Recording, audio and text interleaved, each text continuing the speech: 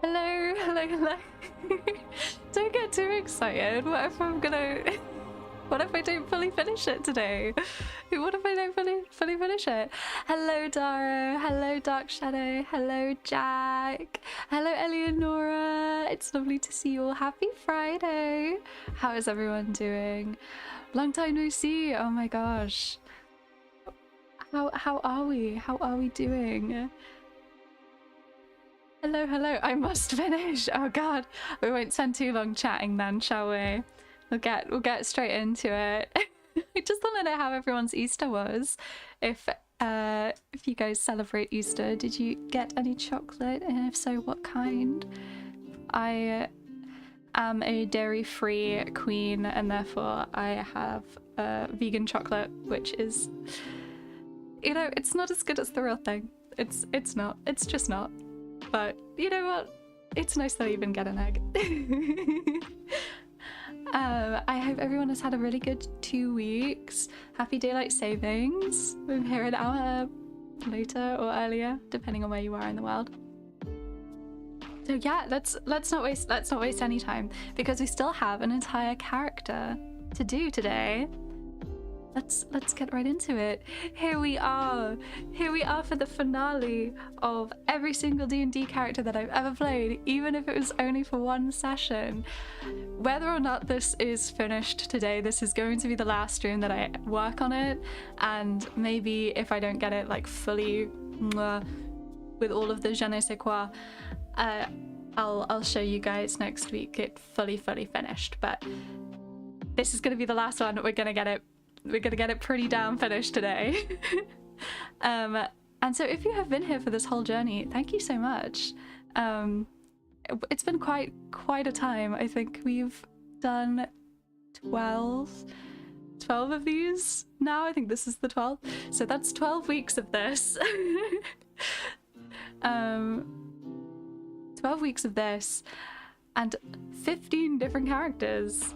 We have, of course, Athos Rosarius, who we will be working on today, but we also have such names as Godred, Zephyr, Senimirin, Lady Estheril Futamorte, Lady Erebus Rosarius, Lady Clara Belvedina, Marilistra, Talia, Nerev, Dove, Bree Bramblecrest, Ren, Romina, and of course, last but not least, my favorite, everyone's favorite, Cat, the DJ.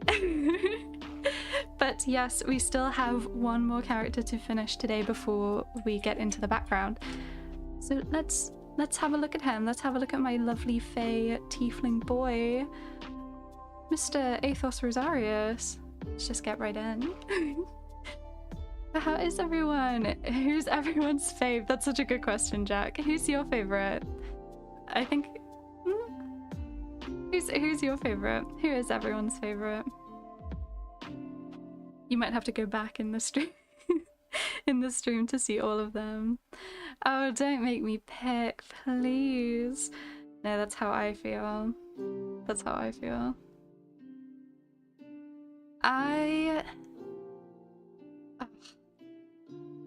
If I had to choose, Talia and Meryl are definitely in my top 5. Nerev as well, top 5. Oh my gosh, it's so difficult actually. I think it would be between Zephyr and Senimirin. Senimirin is the slightly more fun one to play. But this is me having played them. You guys don't play them. You guys just look at them. I pick Mushroom Ferret. Zippy. Zippy is the best. Zippy is the best one. You're absolutely right. Actually, I should include Frumos in Senos. She didn't have a familiar when I first did this. We cannot forget Frumos. We should really get him in there. But Zippy is best baby. You are very right. You are very correct, Dark Shadow. Get little. I love this. I love this huge thigh window that Athos has going on. He's such a whore. He's such a bard. He's such a stereotypical bard. I'll say it again. He was my first character ever, and I just cannot believe that I so perfectly lent into the stereotype of a gay tiefling bard for my first character ever. I didn't know that was a thing. I didn't know that was a whole thing, but here we are. But you know, he's definitely one of my... He's made the most cameos, at least, out of everyone. So there's something to be said about that.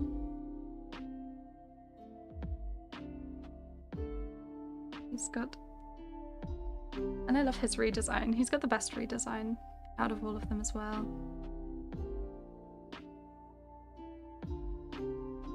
And he's got the happiest ending, I think. Because he's just partying it up in the Feywild right now. He got to bring his house with him. His whole family estate, all of his vineyards. So not only is he living in the summer court of the Feywild, but he's also filthy rich still. And he got to bring his husband with him. Like, he's winning. He's actually winning. Currently eating. As in you. Or as in Athos, he ate.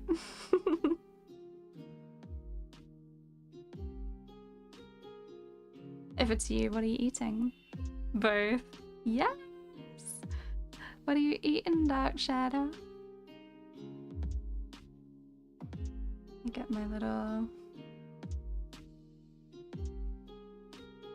Put these little highlights in.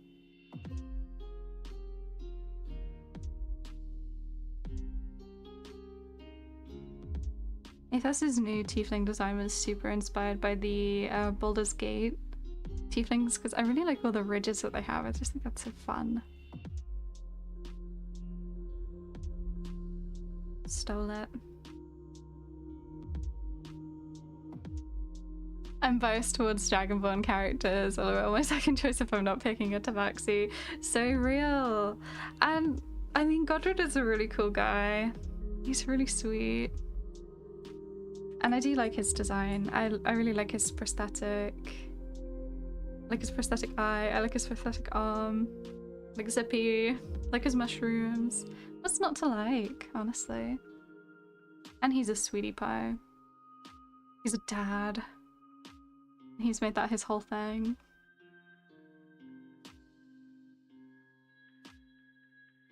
What's not to love?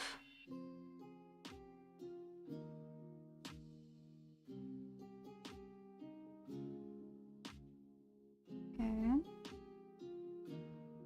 Get his little black Sclera in there. I'm really trying to do this quite fast so I have the most time possible to mess around with the background. I don't want to get too caught up in Athos. He should be pretty easy to do, pretty quick. Let me get his... Get up my little reference for him. Oh, what a handsome boy. Look at this handsome boy. I show him off every time, but I just really love this design. Look at this. Got a Pathfinder session this Sunday, and it's going to start with a fight. We'll get to test out our level 4 abilities. Oh, yippee! Oh. I'm working on big D&D art while I wait for the next session. Yes! How exciting! So I gotta try not to get too distracted this week talking about our latest D&D sessions, because we've had 2 in the last 2 weeks. And I'd like to say that not much happened, and in a way not much did happen, because we're obviously still grieving, mourning the loss of our dear friend Brannigan. But there has been, we've been introduced to some new characters, and they're very fun. Doing Alice in Wonderland themed art. Oh, that's so cool! I love Alice in Wonderland. I really love the I really love the live action one, the Tim Burton live action one. I also really like Alice Madness Returns, but just in theory. I've never played the game, and I've also never fully watched someone play the game either, because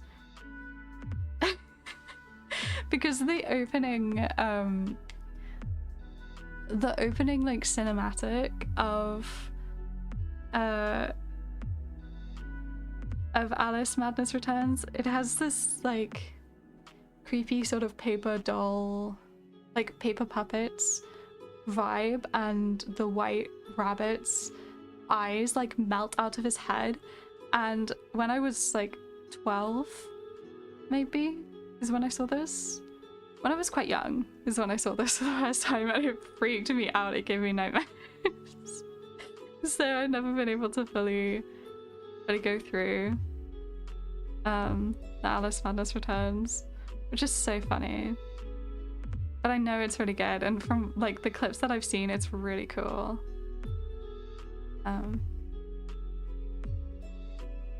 To be fair, it's very hard to find a full playthrough of Madness Returns. That's so true. All of the OG Let's Players only got like a certain amount through it, I believe. At least the ones that I watched. And he did like 4 or 5 episodes or something. But I love seeing all the fan art for it. I think it's so cool. Maybe I need to actually find a way to play the game. Face my fears. Reese is the high caterpillar. Yes! Absalom, I believe his name is. Obsessed with him.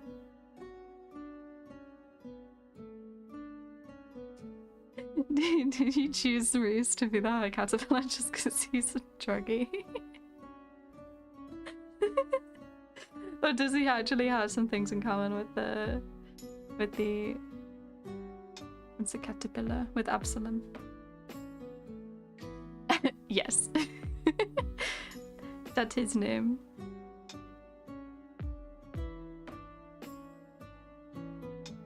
That, and also the god of having many, many hands. Real.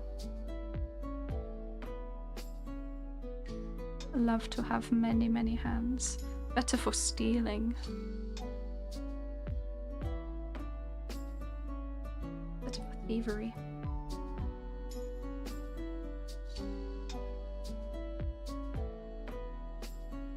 Get the little shines in.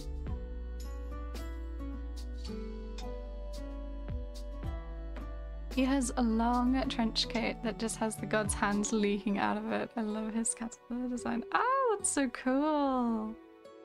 So creepy. I love things that involve having so many appendages and so many hands, but I hate having to draw all of those hands.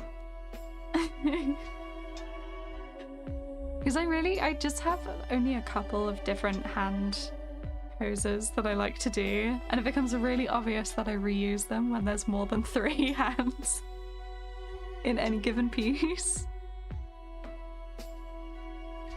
I have 3 ways of drawing hands.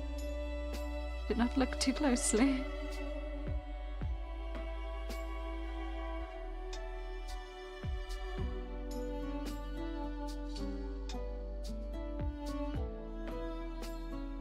Mood. Yeah. Hands are infamous. Me when legs, no real. Me when feet. Feet have become my worst enemy. I just don't draw them. I just don't draw them. I just draw vaguely feet-shaped blobs and hope that that's enough. I love drawing hands. I like drawing hands as well. I like drawing them in theory. I like to draw a couple. I like to include hands in a piece. I think having a hand doing something in any piece that I'm drawing is just such a way to immediately make it more interesting. It's so good. It's like a little, I'd say it's a hack, but hands can be a bit complicated sometimes. So I love to include them, but sometimes they can be such a pain. Sometimes I just don't feel like it, you know. These little segmented sausages. Gosh. I know how to draw, but it's just... Get out of here. Just tired of you. Why you gotta be complex for no reason whatsoever, you know? Did a family photo type drawing somewhat recently, and looking back at it, all their feet and legs are in the same position. Well, to be fair, when you're sitting in like a... When you're in like a portrait thing, I feel like that's sort of excusable. Because it's like, you know, all the family's like posing. You know, they're posing together. I feel like that's fine.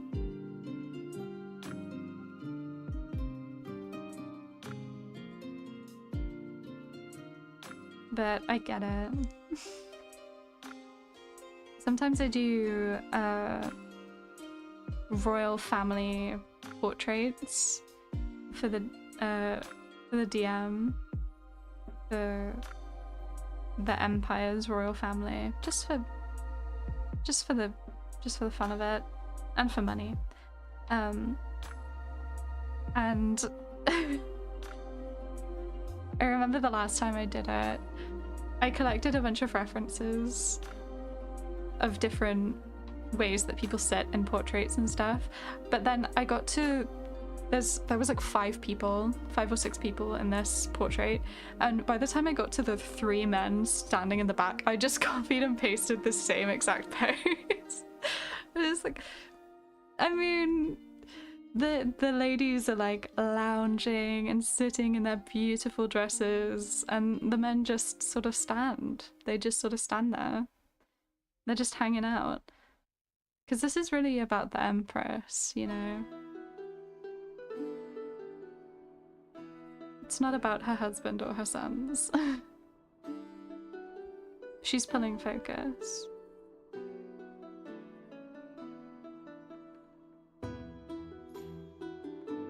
That piece is really old now.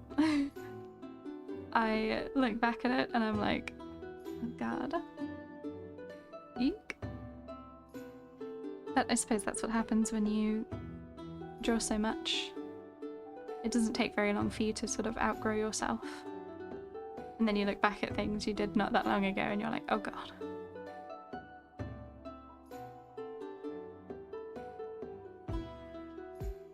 I have that with commissions that I did last year. I'm like, oh my gosh, I can't believe someone paid for this. They were happy with it at the time, so, you know. It's fine. I just know now that I could do better. I've been trying to draw inspired by Mirka. One time I tried more than just a headshot. I hit the hands behind their back. That's a classic maneuver. That's such a classic maneuver. Every blood family designed as a family painting, and I tried to hide the legs behind big dresses and stuff. Yeah, exactly. It's nice to have the, like, some people sitting in the front, so then you can just put them in big dresses so their legs are hidden, and then because they're sat in the front they hide the people's legs in the back. It's perfect. I don't mind drawing legs so much. Legs are not my foil. I do way too many full bodies for that. I love my paper dolls. No, it's just like drawing paper dolls.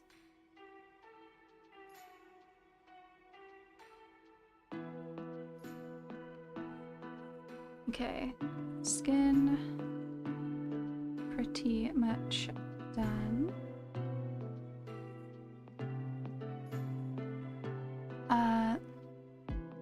Like the legs are fine, but when there's so many characters in this shot so close together, it makes them look weird. Yeah, it's quite difficult to know what to cover and what not to cover, because sometimes if you hide something, because usually things like overlap with each other. It's more visually interesting if things are overlapping, but if you cover the wrong thing, then it suddenly looks like they're missing something. They're missing a missing a leg or something. Definitely need to do Reese, Popeye, and Zen later in campaign. Ah, Yumi! Hello, Artosis! Nice to see you again! Yeah, 100% I will be doing a lot of Art of the Three. Yumi! I've got a bunch of sketches in between my notes. Yes! Oh, I do like doing... I wish I did more, actually. Right at the beginning of Zaphyr's campaign, I did a couple of little charcoal sketches, or like fake charcoal sketches of various members of the party in an attempt to figure out what his art style would be. And I'm really sad that I didn't continue with that because it'd just be really cool. Kind of force yourself to draw in a different style. And it's so immersive as well, you know?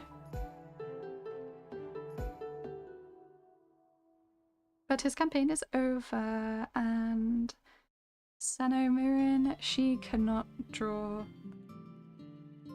I've decided. I've decided she can't be good at everything. She doesn't know how to draw. She can barely draw a stick figure, and that's okay. She just doesn't have any interest in such things.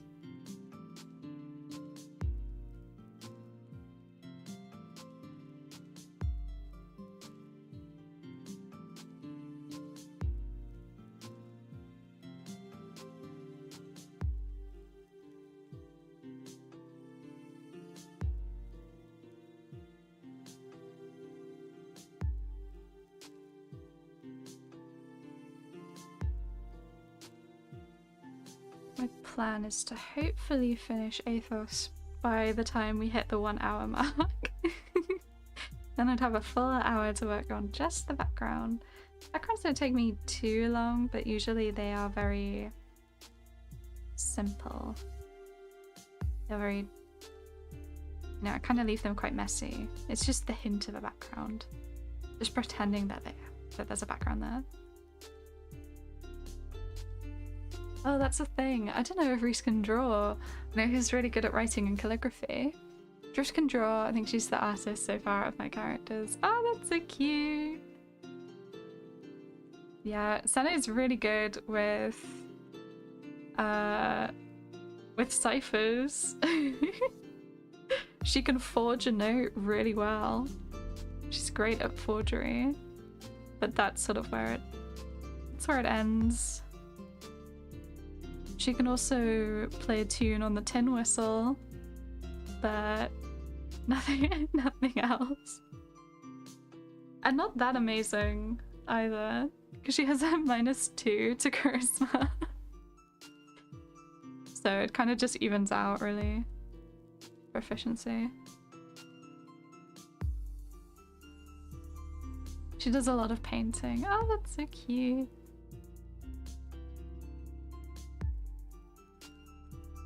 I can kind of imagine, maybe it's because she's, maybe I'm jumping to conclusions because she's a monk, but I can kind of imagine the whole the sort of Japanese watercolors sort of vibe for Drift, or like sort of calligraphy style of painting. Yes. Okay, great. I'm glad I'm on the ball with that one. She does watercolors. Oh, that's so cute. That's so cute. Watercolors are something that I have never really been able to get a grip on as an artist, because they're so interesting, because you have to plan it out, really. You can't make things lighter with watercolors. You can only make them darker. So you just make things darker and darker. Whereas with oils and acrylics, you can build it up. You do like a bunch of different passes and you go lighter and darker each time round.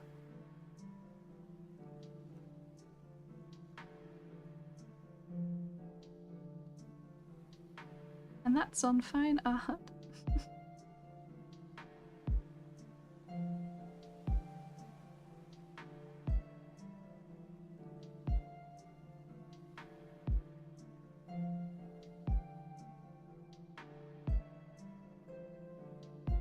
Put his little shirt in.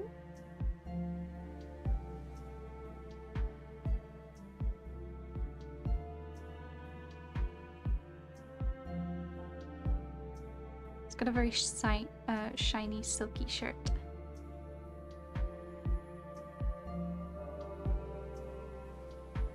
Because he's a man of luxury and leisure.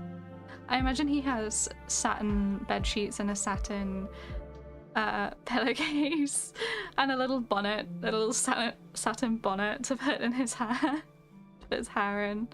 And I imagine that he has this whole skincare routine that he does every night, so much moisturizer, and he just slides straight out of bed. He could do like a little slip and slide through his bed with his satin bed sheets and his satin blanket and pillowcases and like silk pajamas, all of it. Just so slippy. But he loves it though, he wouldn't change it. He's done enough of this whole, you know, roughing it out as an adventurer. He's had enough of the tents. Let a man have his let a man have his quadruple satin and silks. Eye mask and nightcap, absolutely. Absolutely. Oh my gosh, he'd also have one of those like feathery robes, and then his husband Tamra would be in the long gown and nightcap, like an old Ebenezer Scrooge. If he's though who goes there. Yes, absolutely.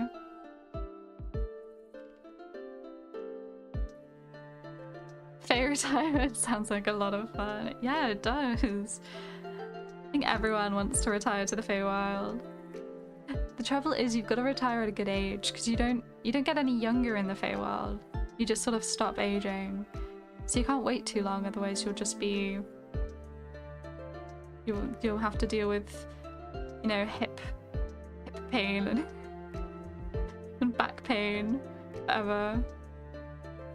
Although I'm sure that the Feywild has plenty of medicinal treatments to help ease that pain, so I think it would still be a pretty good place to retire, regardless of how old you are when you do it.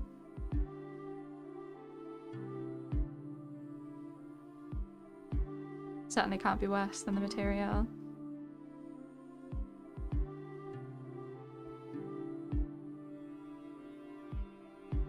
Just as long as you keep out of trouble. There's a lot of trouble I think you can get into. There's a lot of politics in the Feywild for some reason.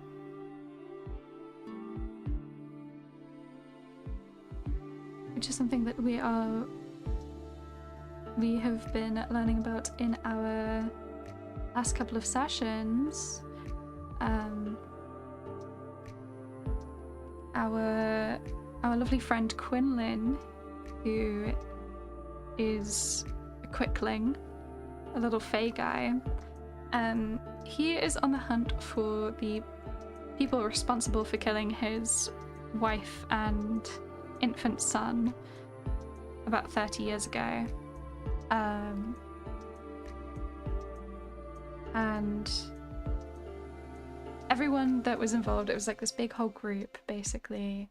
They had come to his house and he had come back to find it had been burnt down. There was this whole group involved, and some of them didn't know that it was actually a hit.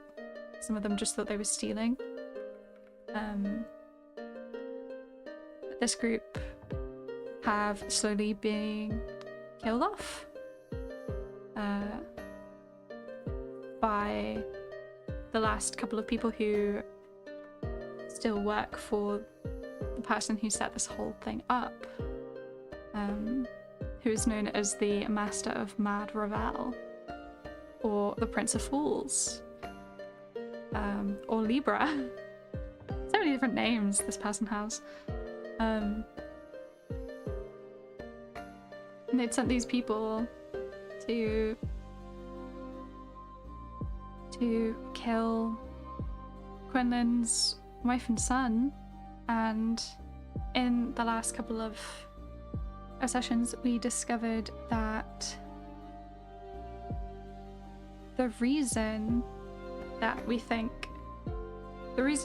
have for all of this happening, the reason why the hit was put out in the first place, is because there was some sort of prophecy that his wife or son would be the end of this thing, Libra. And so this group had been hired, and now the last couple of people who are still working for Libra have been killing off everyone else who was involved in that day, leaving Quinlan with very few leads. But luckily, before the latest person had died, they left him a note explaining about this sort of prophecy theory and letting us know where this Libra character should be living, where their domain is, through the Autumn Court, through the Vale of the Horned, which is owned by the King of the Wild Hunt, which is very exciting. Love the Wild Hunt. And it just sounded so cool. I'm so excited to go to the Feywild, because we're 100% going to the Feywild to do this.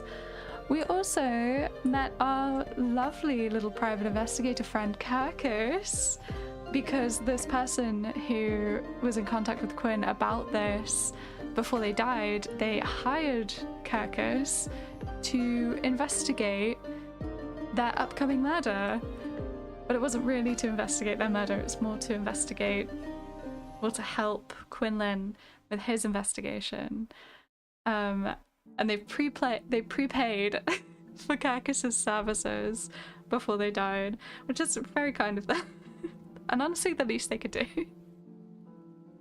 So yes, we met Kirkus, and if you don't recall who Kirkus is, this very handsome gentleman that we drew on stream together. Look at him. So yummy. I love him. So handsome. Nom nom nom nom nom nom. I could just eat him up. So yes, he appeared and he was like, hey, what are you doing? Because Quinlan was diving in the lake for this sort of secret Dropbox that had all of this information in it. It was like backlit by the sun, and it was so cool. It just made quite the impression. My favorite bit was he got out a cigarette and started smoking, and Quinlan and he was with Grimhilda at the time. They also just started smoking. It was like a smoke off. They were trying to establish dominance over each other. It's amazing. Green Man, yes! Handsome Green Man. Ugh, love him. And his appearance truly had just the best response from the party as well, from the players. I think it was a resounding, oh my gosh, he's so hot. Which is all you can really ask for. It's the most visceral reaction I've gotten out of these people from any of the characters that I've ever drawn. It was crazy. These people went cuckoo bananas for this man. As they should. As they should. He is so handsome. So yeah, it was just a fleeting meeting, unfortunately, but he is definitely our third main NPC, so we'll be seeing a lot more of him soon, I hope.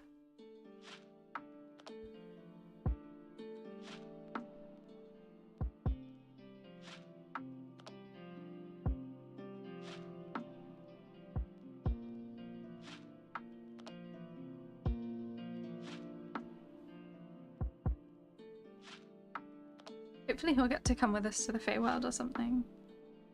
I think that'd be cool. I'd just like to get to know him. I think I'd like to romance him. Hello, Waffles! I'm late! It's lovely to see you. How are you? How's your last 2 weeks been? I hope you're doing well. We're here at the finale. I'm really speedrunning Athos right now. Trying not to get too caught up in discussions about the ongoing campaign, even though it's very exciting. And very sad, of course.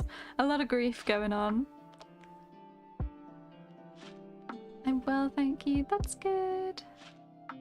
I'm glad to hear it.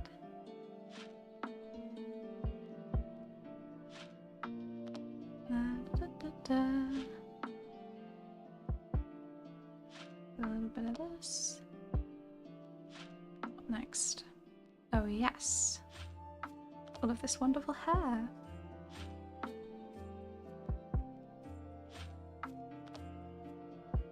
One of many white-haired characters. I just can't get enough of the white-haired characters. I just can't help it. I can't help giving them white hair. Just love it. It feels more natural than giving them like, I don't know, like green hair or whatever. But it still feels fantasy. Doesn't feel... It's like, why would you give your characters like brown hair? You know? Even though there's nothing wrong with giving your characters brown hair. I just can't help giving them white hair.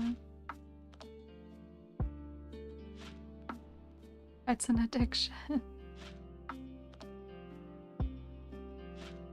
Even when my characters don't have white hair, I am always giving them streaks of white hair. I just can't help it. Last Pathfinder session, we learned a lot about directions, where to go, not many things to do for Mirka, but in my mind he's been listening and thinking on how to help everyone the best he can. Oh, that's so cute. I love a chill session. My last couple of sessions have been pretty chill, but a lot of lore. A lot of lore. Senna had a very creepy vision, which was really cool. Grimhilda is basically the chosen one of the Lady of the Damp and Rain. We met a new character who's replacing Brannigan, who is very lovely. Her name is the Mother, or just Mother if you're nasty. And she's very sweet so far. Despite the poor welcome she's received so far.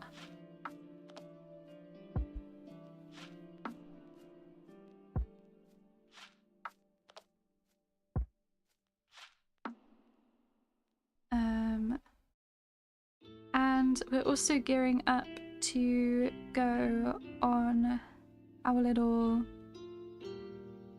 expedition to an elven tomb nearby, which is very exciting.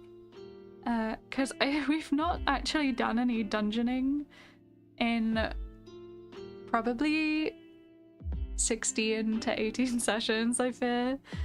We've not actually been in a tomb or anything like that since the prologue. We've just been in Civilization basically this whole time. So it's very exciting to be going on a little adventure out of town, go underground, find some loot, you know how it is. Classic adventure stuff. And hopefully we'll get to learn some lore about it as well. And it'll be our first adventure with Mother. Unfortunately for Senna-Meirin, Mother is a wizard, which means that she is now got someone new to be jealous of.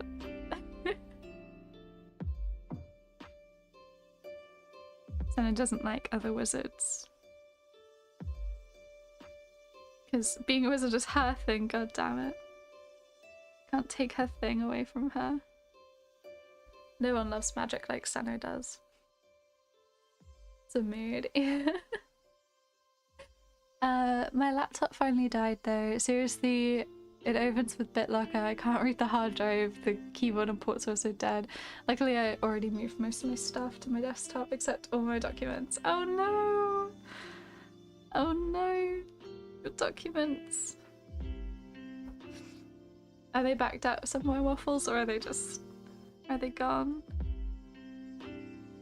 That's sucky. R.I.P. to Waffles' laptop.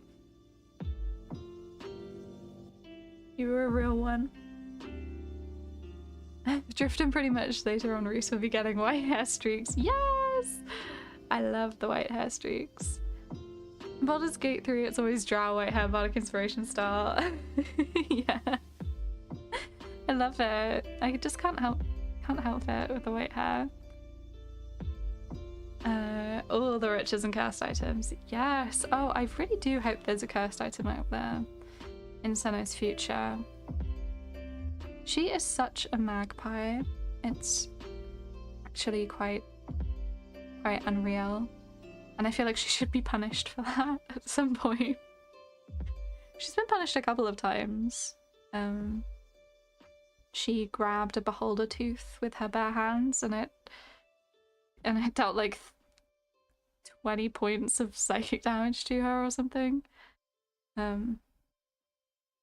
Just quite a lot for a little wizard.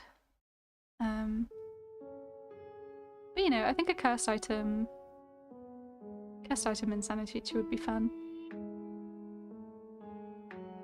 But maybe she has enough going on. She's already cursed with lycanthropy. She already has the curse of lycanthropy.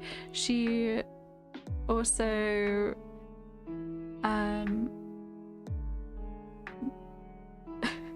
she's also on the verge of developing a sort of substance problem. Because there's this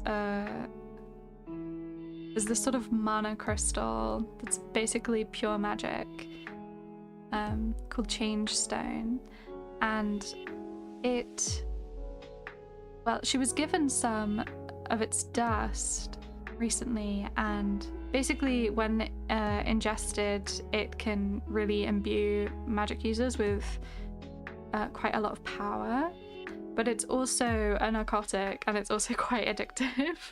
So, you know, power hungry Senna Miriam, like, in the throes of grief, no less. It's just it's the perfect storm, really. It's the perfect storm for a girl who feels so powerless at this present moment. Join the club! Yes, exactly! Senna and Reese are gonna have so much in common, I fear. So maybe she doesn't need a cursed item. Maybe that's just too much. Senna join Reese in the corner, yeah. They can go to they can go to rehab together eventually. But you know, get worse before you get better type deal. So fun. I'm sure that nothing bad is going to come from this. I'm sure that it's actually going to be completely fine, and I think it's just going to be fine, and there's going to be no consequences. Also, the first time that she did this is when she had this horrible vision as well, so that really does bode well. It really does bode quite well for Senna's mental health going forward. They're gone, I think, so my dialogue practices, story ideas, and character descriptions are gone. Oh no! Luckily I write a lot of stuff down in notebooks. Maybe if I remove the drive. Yeah, maybe if you could take it to like a computer repair shop or something, maybe they would be able to get it off the drive for you or something. I know that there are people who specialize in retrieving lost information like that. Although it might be a bit, I don't know, it could be pricey. That sucks. And that's why we always back up our... That's why we must back up our things if we care about them. This is the lesson we must take from this.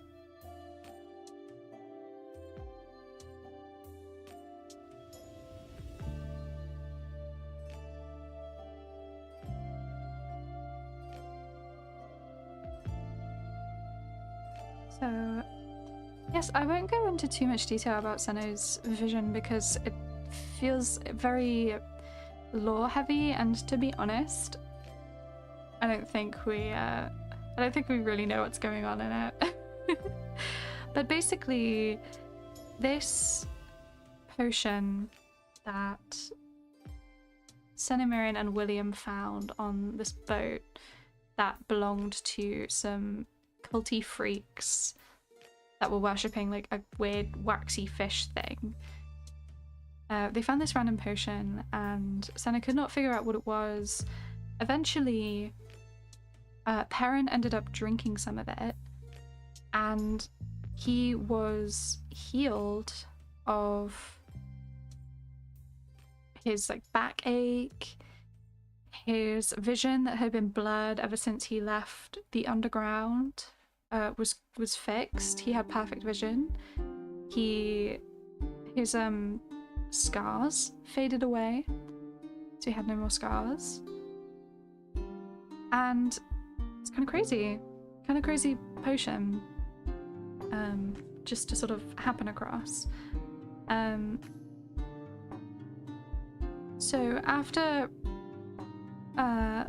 Brannigan revealed to, well, after Brannigan was basically outed to the group as being absolutely covered in scars because he went down a couple of times in a fight,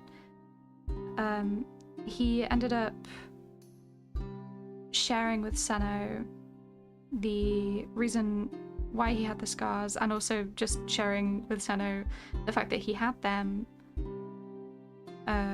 because she was the only person that didn't see, and he didn't want her to be the last to know, and he also wanted there to basically just be one person that he got to tell himself in his own way, rather than, you know, having all these people just see. And it was a very sad, traumatic story, as you'd expect from a person who is just completely covered in scars. And as part of this conversation, Senno informed him of this potion and what it did. The fact that, well, she was bringing it up because his throat had been damaged by our first interaction with this terrible gas known as Greyveil. It had completely destroyed his throat and therefore he couldn't sing anymore. And that was his favorite thing to do in the whole world. And so that was very sad. And Senno brought up this potion as a way of healing his throat so he could sing again. But of course it also has the added bonus of healing scars.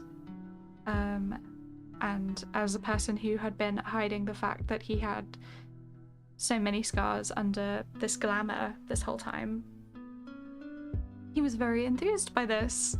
He very much wanted this potion, but Senno wasn't sure about whether or not this was going to be a good idea. She didn't know if it would have affected him the way that it affected Perrin, because he's a dwarf and Brannigan is a human. It could have made him grow an extra head or something. You just don't know. It could have not removed his scars or anything, and then it would have just been very disappointing. So she wanted to study it a bit more before she gave it to him. And so she asked him for just a couple of days to study this potion. She did some experiments on some plants, on some dead plants, and it had some very interesting results. But she still wasn't sure about it. And during this time, Bran sort of avoided her, and Senna didn't really understand why. And she still doesn't know why he avoided her. She kind of just assumes that he stopped wanting anything to do with her after she had told him her backstory, the same way that most people tend to start to shy away from her when they get to know her too well. And, you know, she was just sort of resigned to that, and so she kind of took a couple of days off of studying this potion, and then he died. And she had been given this sort of bag of dust from Isabella, and she had the idea to use it to amplify her identify spell to see if she could figure out what this potion was, because she tried identify before but it hadn't worked. She just got a really bad headache and it just didn't go through, essentially. So she was hoping that with the aid of this dust she could sort of force her way through and be able to see what it was. Mostly out of guilt, because she didn't do it when Brannigan was alive, and it's too late now. But you know, it's the first thing she did after she got out of bed, after basically rotting in bed for several days following our beloved boy's gruesome and grisly end. So yeah, she used this dust and she ended up having a vision. And yeah, this vision is very abstract. I feel like a lot of these things could mean several things.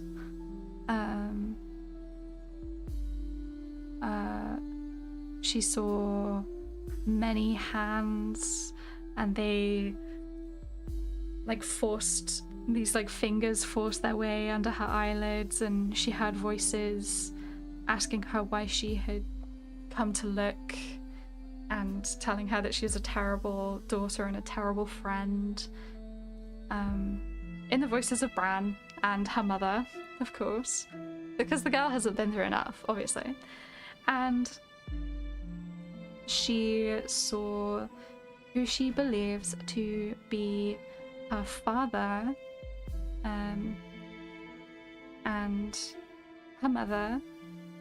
It's the assumption, because it was a young orcish woman and a very, very pale man with white hair, bright as moonlight, that was sort of burning like fire. And he was so pale that he was basically translucent. And Senna Mirren recognized this man as her father based on the stories that her mother had told her. All of these fantastical tales of her fantastical father. And who is this man? Well, he's the Moonwhite Toad, of course. Senna Mirren's dad is a god. The Moonwhite Toad, the god of luck and fortune and god of the moons. And he's a toad. And yeah, and he's a dude of revelry. He is he's sort of famous for having relations with mortals and producing offspring. So it's not that special. But she did get to reveal this to the party, and there was a big sort of shocked Pikachu face from a lot of the players. Yes! Obviously, I have known about this for forever, and it was one of the things that she got to tell Brannigan before he died as well, in their big conversation. That part of her backstory she shared with him. But now everyone knows, and that's really fun. That's really fun and nice, because they had a little like lore discussion about it. She also, in the vision, got to see Brannigan's head, his severed head, because of course that's what happened to him, and he melted into goo as she reached for him with a hand that was in a silver gauntlet, which is very Inquisition coded. These damn Inquisitors, honestly. So quite a traumatic little vision for her. There was a lot of other stuff. Oh, there was a golden crow that was eating the corpse of a bat, which does just sort of feel like a warning. Because knowing that Senna Mirren is a werebat, and knowing that the Valley of the Screaming Wind is very focused on a god called the Bat-Faced Lord, because he is known to produce the wind that the valley is named after. You know, that feels like bat, very bat represents Senno, and the golden raven is the symbol of the city that we are currently in. It is also the symbol of Clan Rauven, which is also the family that William is from, which, you know, is very that's a good sign. That's a good sign. There's a lot of meanings behind that one.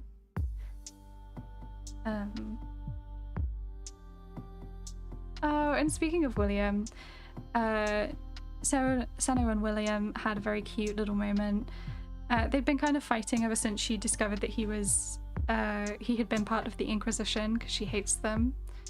And, you know, they'd been sort of avoiding each other, but after Bran died, William had been checking in on her, and unfortunately it was the week that the full moon was, and Senno just didn't really have the energy in all her grief to drag herself to the woods to go and do her werebat thing away from civilization.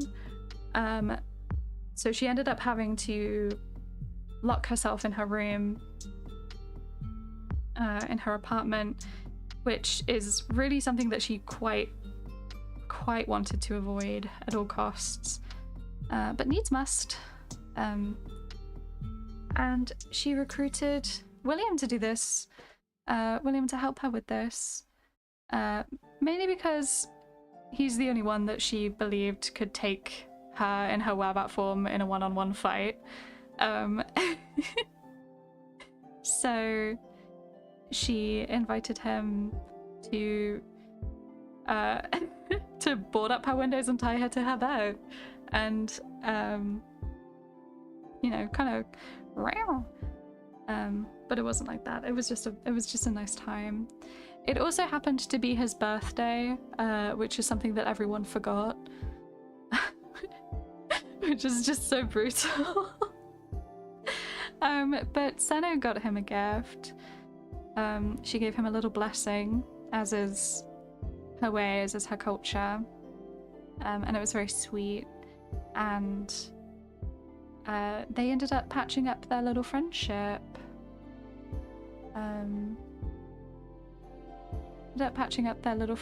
Because Senno realized that he is not like the other Inquisitors. He's actually quite nice, and she was sorry for So for all of that, and they had a lovely little hug, and it was very cute. Let me show the art of the hug. Cute to think I'm gonna die in this house, 48. Real. Yeah, so they had such a cute little moment together. You know, they've patched up their friendship. It's all water under the bridge. But you know, the vision seems to be saying, hey, watch out for this freak. I may or may not have quickly doodled Senno in the corner of the freeze. Oh my gosh, that's so cute! I must see it. I must see it. Oh my gosh, that's so cute. Them just having the worst time together. That's so cute. I love it. OMG, I'm so sorry, what did I miss? Not much. Not much. I mentioned the mother briefly, but I've not really gone into much detail about her yet. I have been talking about going to the Feywild and going on our little journey, and about Senno's vision and all of the backstory behind why that was like basically the saddest, most horrible thing ever, and why she's sort of destined to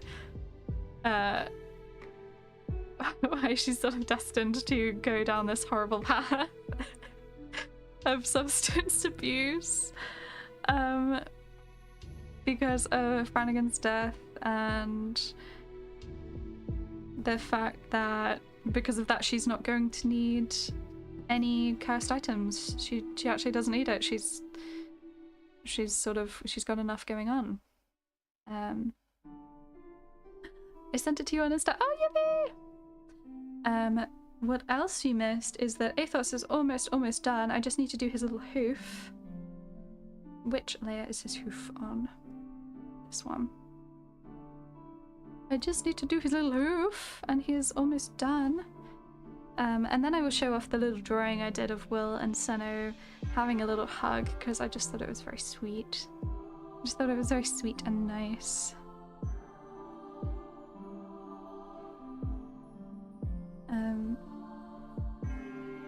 Yeah, we've had some personnel changes in the D&D party.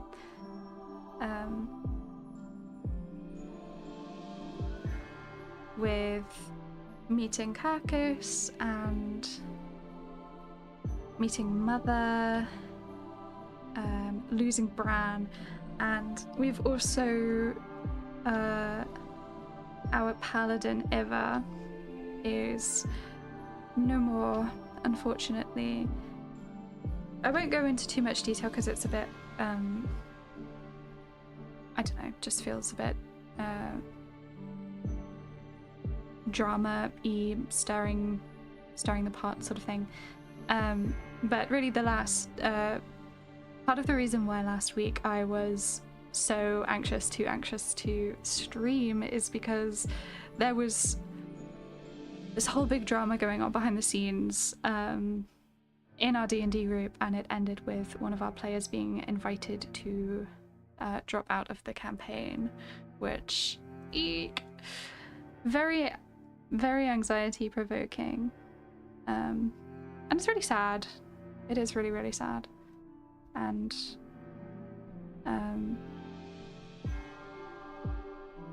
you know, it's harder because they weren't like, it wasn't like an easy decision to make. They weren't like a super terrible horror story type. It just wasn't working out. Here we are. I am going to erase some of these lines on his lovely white hair.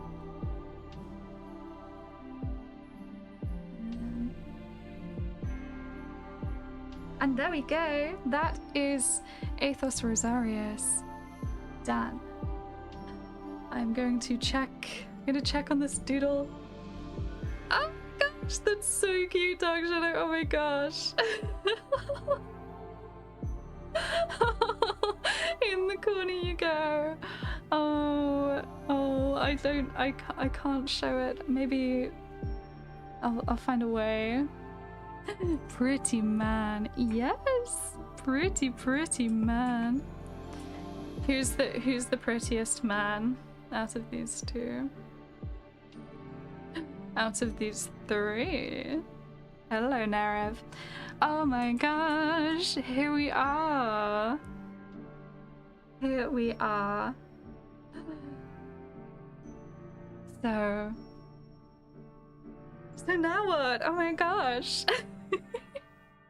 We finished all the characters. I guess now we have to work on the background. So I have this kind of like sunset-y vibe that I sort of threw in, which I think will be lovely, but there's a decent amount of work that needs to go into the rest of it. Maybe let's do a little symmetry. See, I imagine all of these little arches are going to be stone, so I'm going to do a nice little layer.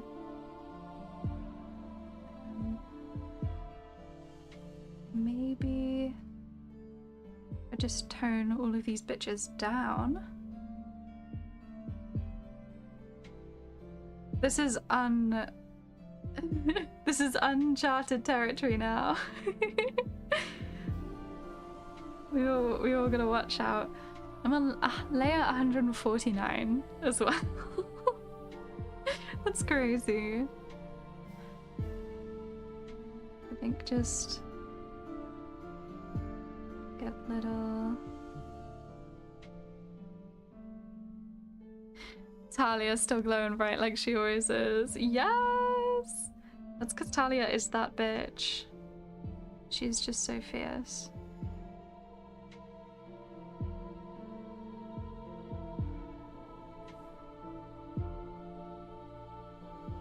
Gosh. Feels like it requires so much focus.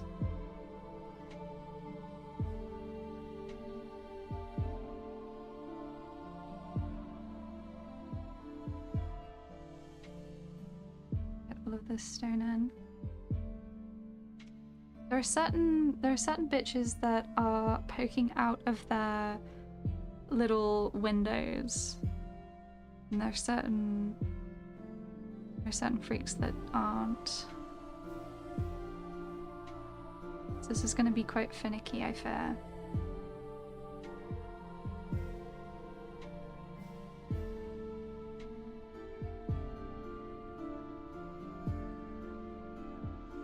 I find the symmetry tool so mesmerizing. It's almost quite distracting.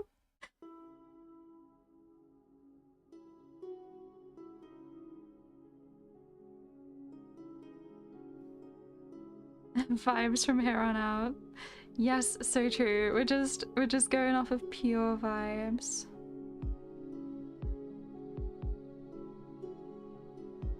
Because this is the bit that I don't really have a plan for.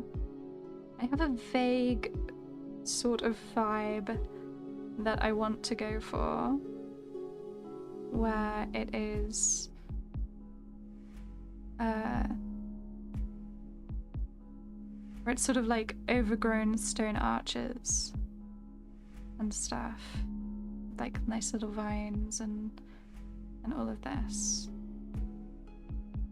But I also have a lot of other little bits and bobs to do, like magic effects and all of the detailed windows behind each of the characters, which I don't think I'll get to do today, but I think it'd be a nice surprise for you guys next week to see what the freaks end up having.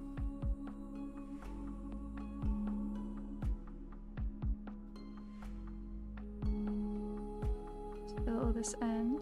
I think these little freaks get to sit outside of their windows. Campaign look, because they're special. Because they're special little snowflakes.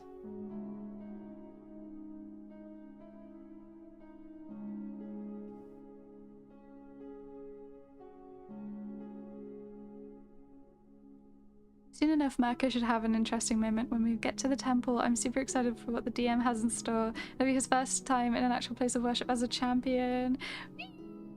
That's so exciting. Ugh, I just love to be the champion of a god. I just think that's so nice. It's just so fun. I miss being the champion of a god. And it seems like Grimhilda is the special little raindrop of the Lady of the Damp and Rain. Like, wow, okay. Of course, if human girl gets chosen, it could never be like a satyr girl or something like that.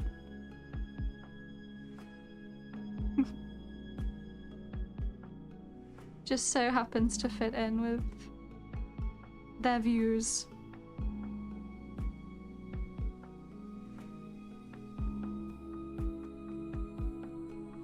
Not to rain on Grimm's parade.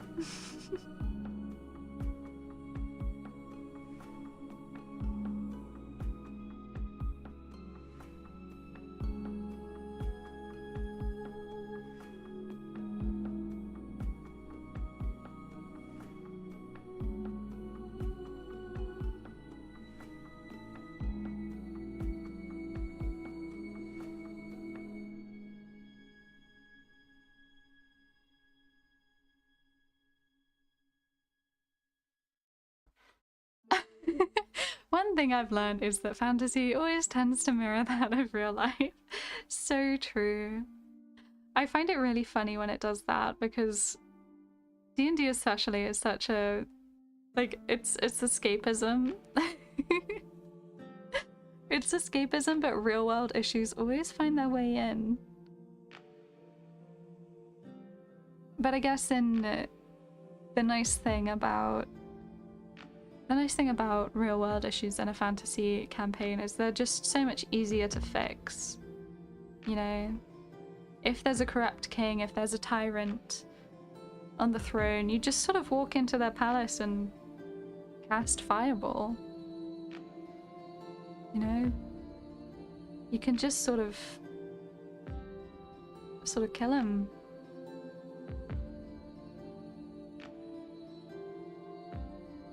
Can't really do that in real life, unfortunately. Although the French Revolution back in the day would beg to differ. We just don't do that anymore. Escapism in the sense that we escape the same world but fix the world. Yeah, exactly. Exactly. Okay, so why are you still faded? I don't know. We go. Get out here, girl. Okay.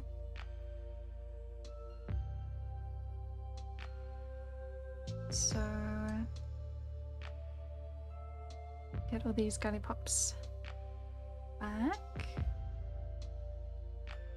So I believe that it's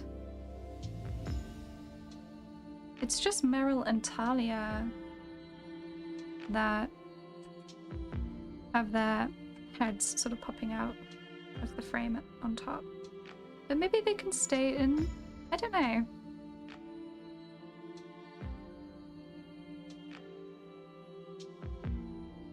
Me see, because I quite like the way that she's sort of popping out there. And then Meryl. Yeah, I think these two girls can come out to play. And I will just sort of mask it. It's a bit cleaner.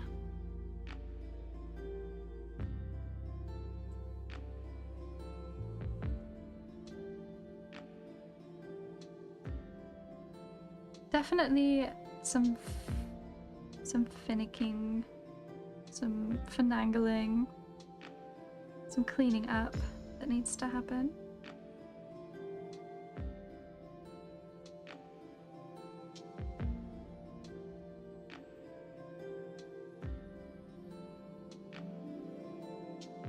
she's looking cool so far.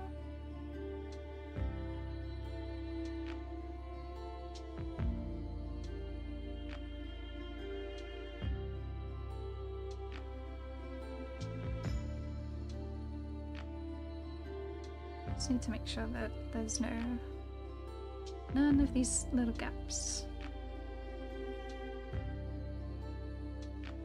Which is such riveting content, I'm sure.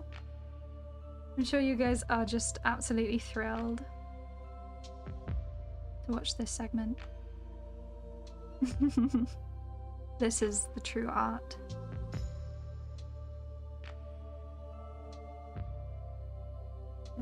Just...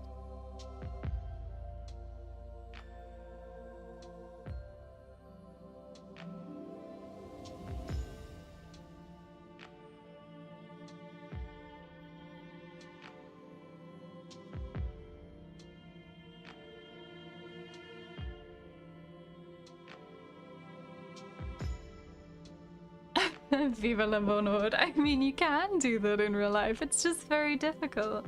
Yes, exactly. I mean, you can do it in real life, but you can't really get away with it, unfortunately. You know, like, you just sort of go straight to jail. I suppose you'd probably go to jail if you did it in fantasy as well. But the difference is that if it's a tyrant king, then usually the peasantry sort of join in. It's so difficult to get people to revolt these days. You'd think that people being so unhappy that everyone would get involved, but this seems so tricky. Although we have seen it done in the past year.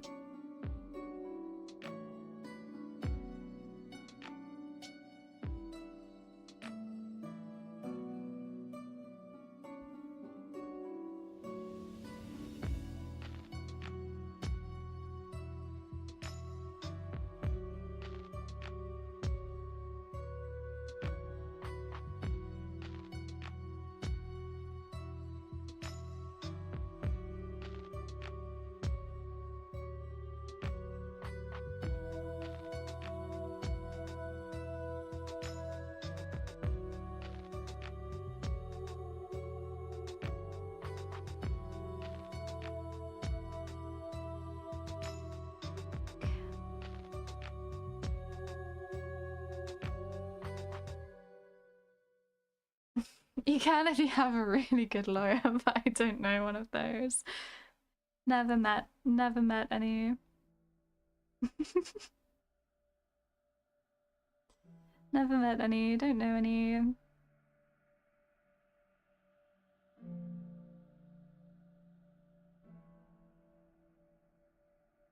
I think he'd make a wonderful, wonderful lawyer.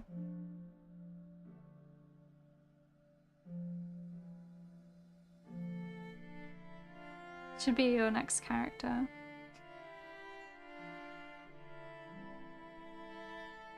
I think that would actually be really funny.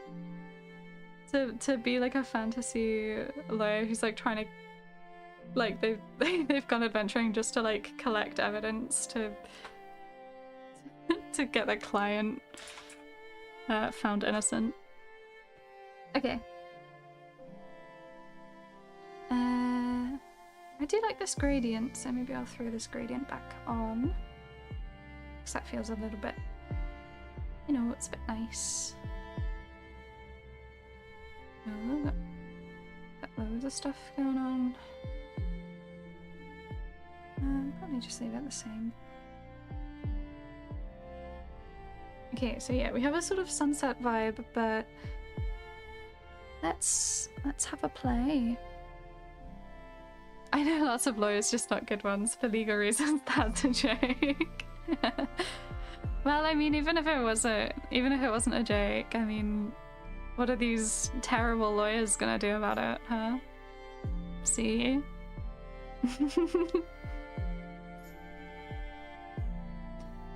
Okay.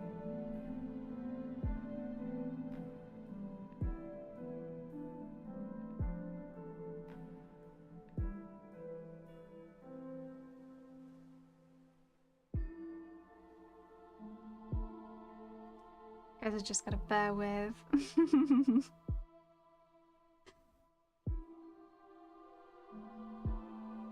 I already have the sense that it's going to look a lot different the next time I show it off.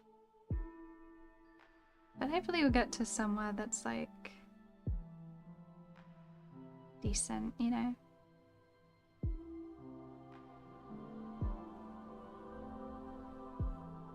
For this finale, because it kind of sucked to to be like, oh look, it's the finale, and then sort of leave it off and it just be completely unfinished.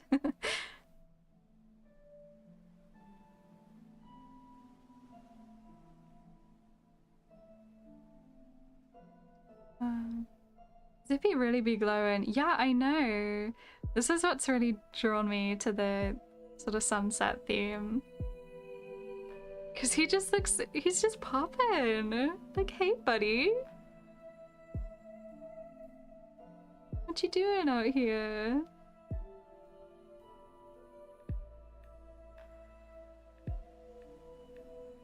Oh.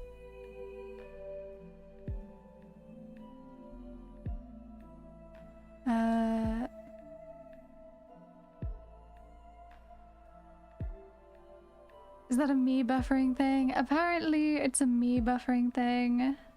And I do not know why.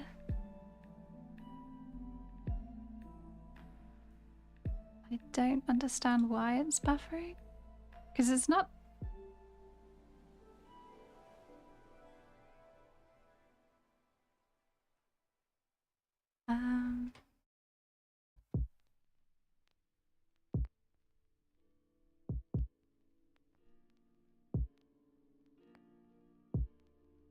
Hello, sorry I'm late. Art looks amazing as always. Thank you!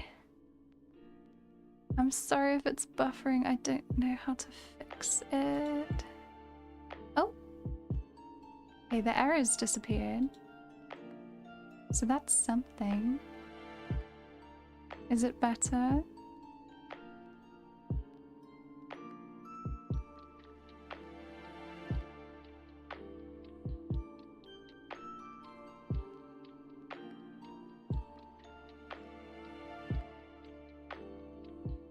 Not buffering for me? Okay.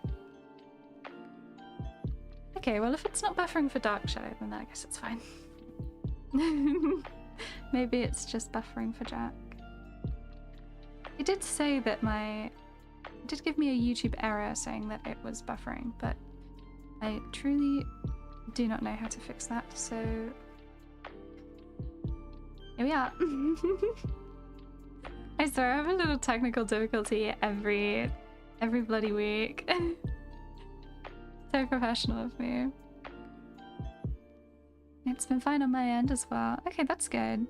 Okay, so we have two votes that it's fine. So I guess it's fine. Love the gradient. Oh, thank you. Looking at it through OBS, I can see it a little bit better. I do quite like the vibe of it so far.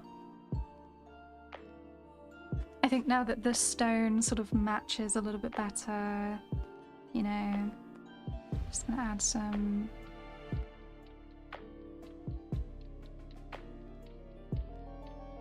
little...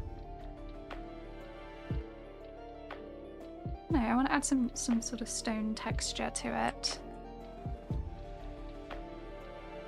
I don't want to get too caught up in it because I feel like that's just gonna lead to me doing stone texture for the next million years, and it's not going to end with this finished. Oh, I'm bad at picking my colours today. I'm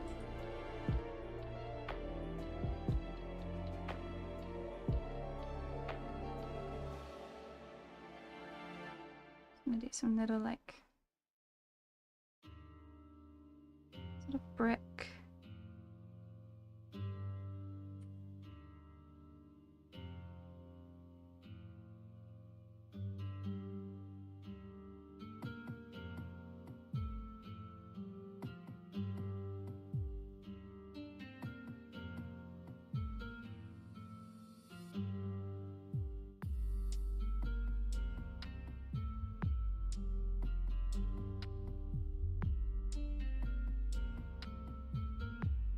Just like that.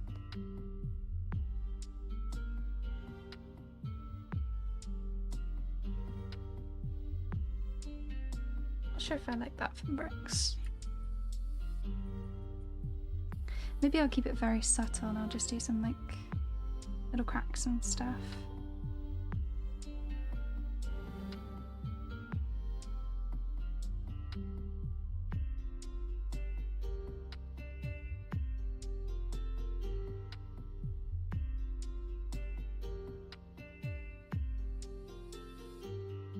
Oh my gosh.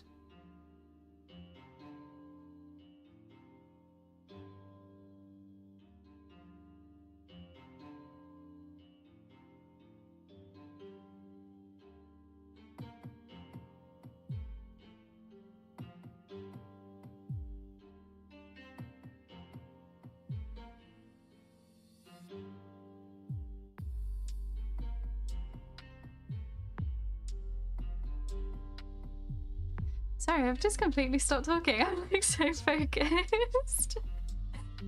I'm so focused. It's really weird the color picking at the moment. I feel like I can't pick the right color. I think it's either too dark or too light. Okay. Okay, I feel like I've just ended up with what I had before, which is really good. Really good, really nice. Locked in, yes! Why, yes! So locked in. It's just, backgrounds are just, you know, kind of crazy sometimes. But it's always just about the thing about backgrounds, that the way that you get backgrounds to sort of look good with minimal effort is just to load it with texture. But like a scribbly kind of texture that doesn't really require much effort. But if you look at it closely, you kind of realize that it actually is all a bit nothing. So that's what I'm kind of trying to do. And it's not really going the way that I... No, it's not coming easily to me at this moment in time. But I think all of the different random colors is giving it the texture. So I'm kind of ending up with what I want. Just accidentally.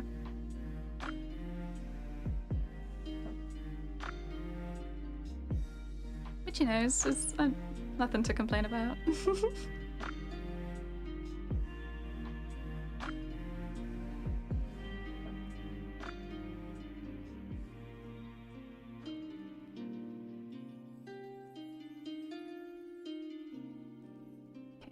let's take a step back.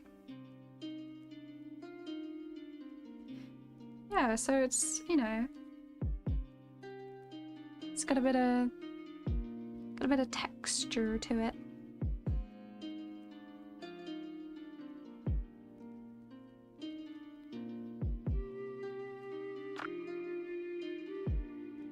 So it just makes it feel a bit more like a material than just a frame.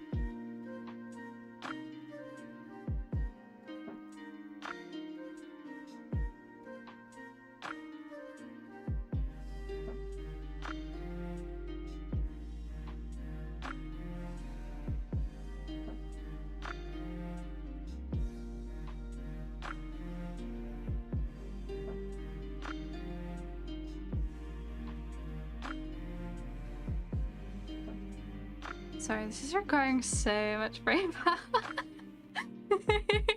I hope it's at least entertaining to watch me scribble randomly.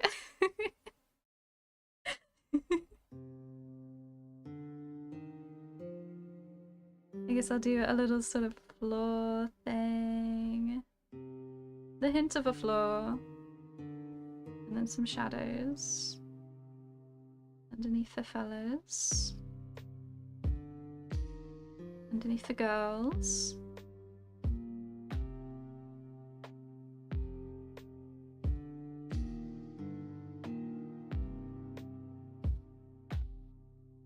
Love that. Ooh.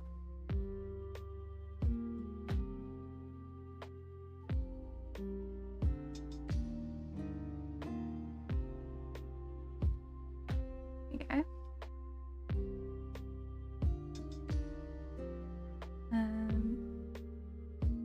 Turn off the symmetry. Gasp in horror. With the gaps left in the middle. How could this be? Fill them in.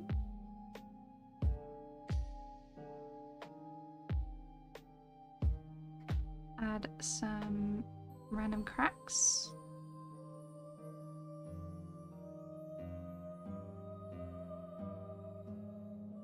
Let's do a bit of a...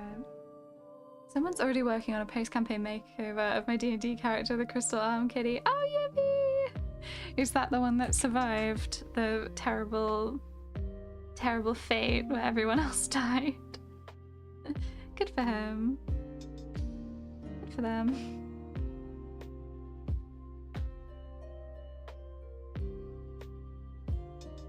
Little cracks in there.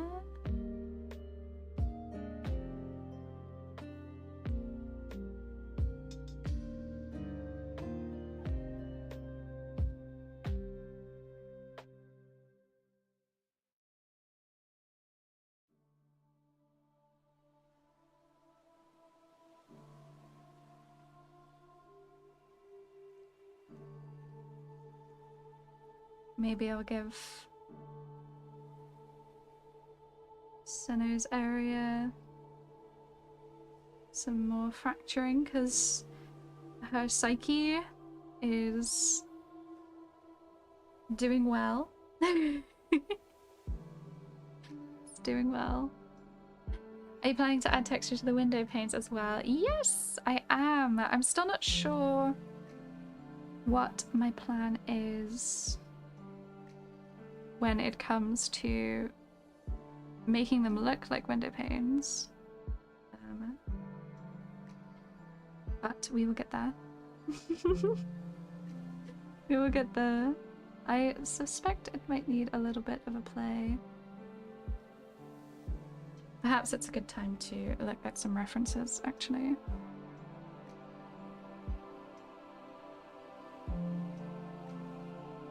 But first, some more damage.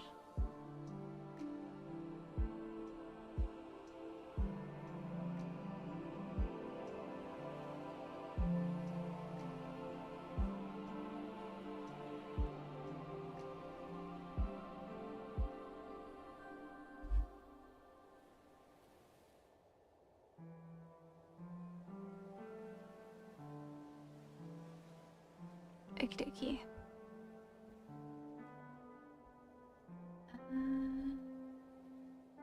Oh my gosh, I've only got 20 minutes. What do you mean this is the finale? It's not finished! It's not finished! Wait.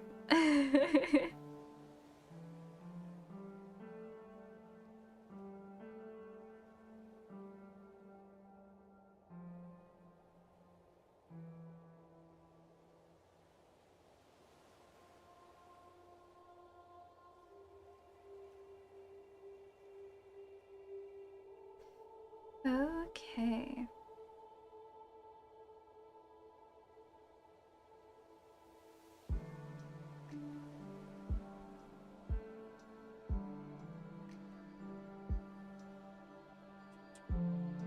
So these bottom windows I am going to leave as they are for the moment. Just because I don't have time to put in all the details that I want to put in to them. But, you know, it'll be nice. It'll be nice when they're done.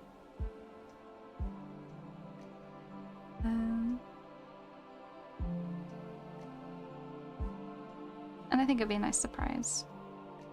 A surprise for everyone to see.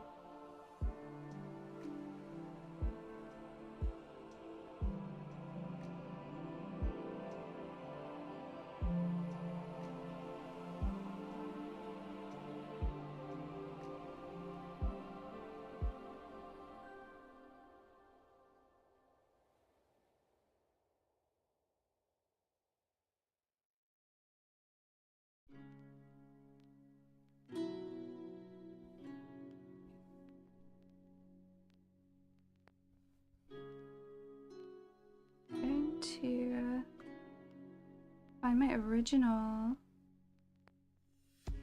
reference.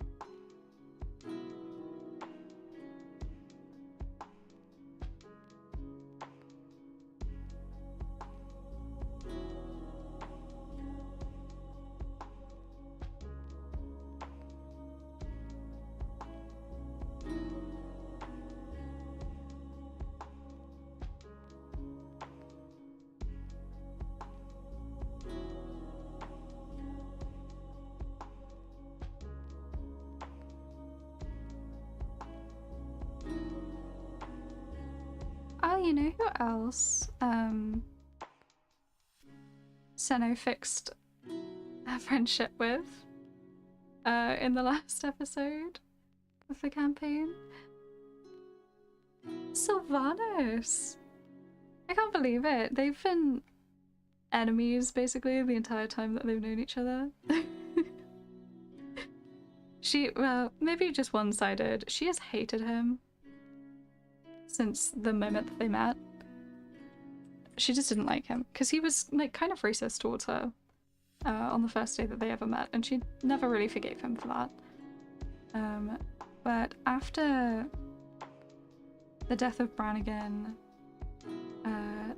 Senno was not really coping very well. She's not really been taking good care of herself, or any care of herself really at all. So the other members of the party have really been stepping up to look after her, making sure she has something to eat and something to drink, and I think that's really sweet. And Sylvanas has actually been one of those people. He's been making sure that she doesn't have to sleep alone, sort of like taking the night shift, as it were, to look after her, which is really sweet. And in the last episode, we had Brannigan's wake, and during his wake, she sort of reconciled with him, with Sylvanas, and she apologized for literally never ever being nice to him, not a single time, since the moment that they met. And they had a nice little hug. And now they're friends. And that's so sweet.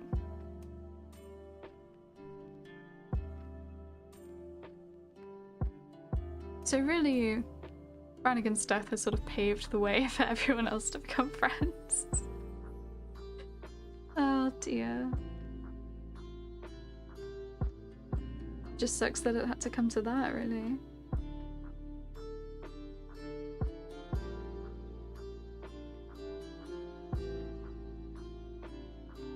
I've seen that these stained glass windows have these sort of little frames around them, around the edges, which I think are quite nice. They have little tiny windows all the way around the edges.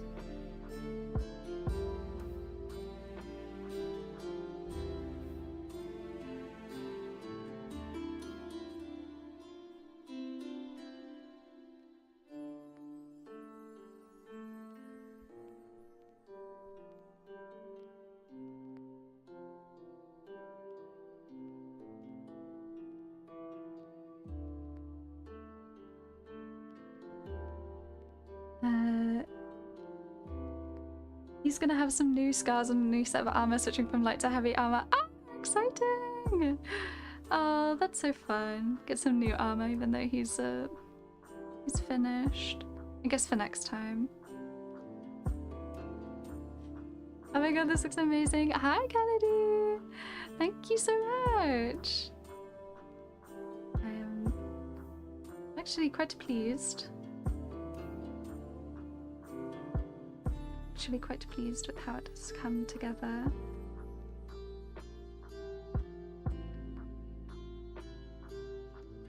Obviously these little lines are a little bit wonky. I'm a little bit stressed for time. And I'm so locked in, I'm so not entertaining right now. I'm so sorry, everyone.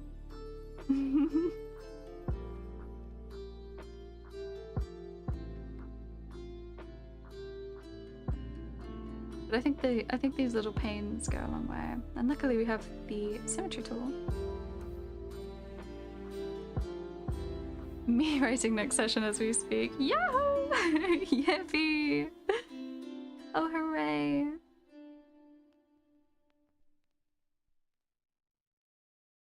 We all die. Rocks fall. Everyone dies. New campaign.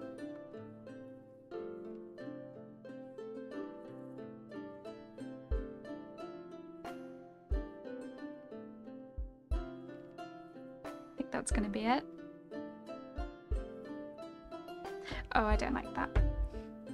I don't like that one. Oh, I should do a little like... Oh, yes. Oh, that's nice. I like that.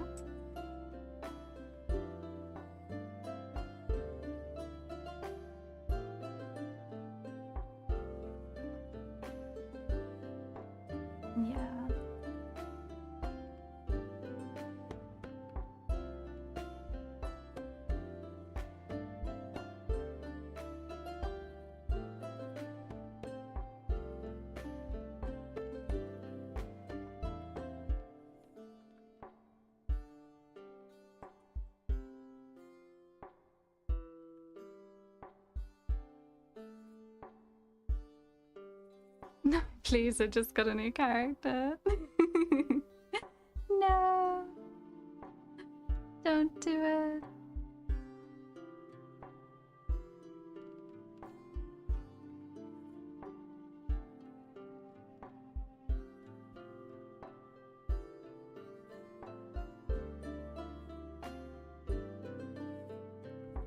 What else haven't I talked about for these last 10 minutes? Well, I hurriedly try to pull something together.